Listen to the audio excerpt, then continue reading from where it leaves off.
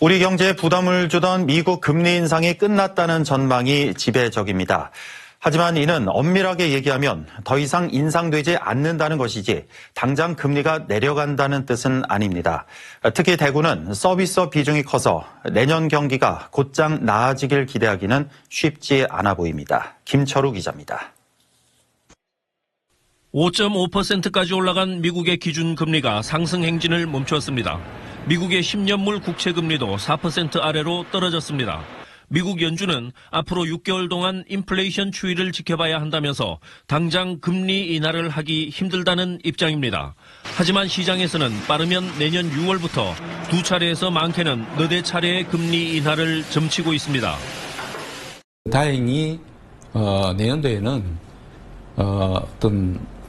하반기로 갈수록 금리가 좀 내려가지 않겠느냐. 결국은 이 금리가 경기를 좌우하는 신호탄이 될 거다. 그래서 하반기쯤은 그래도 금리가 좀 내려가는 신호를 줌으로써 우리나라 전체 경제가 좀 상저하고의 그런 한 해가 되지 않겠느냐.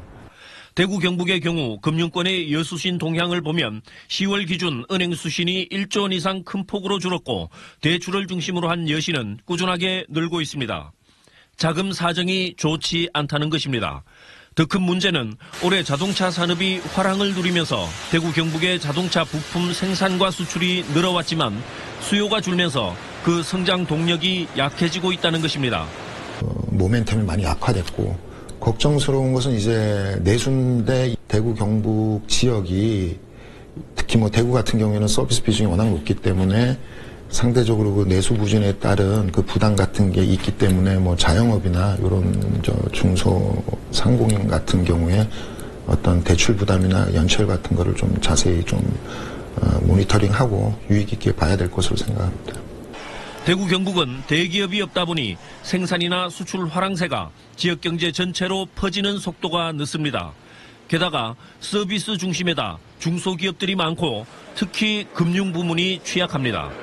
지역의 경기는 미국 금리 인하 이후 국내 경기가 회복되는 시기보다 더 늦게 회복될 것으로 보입니다.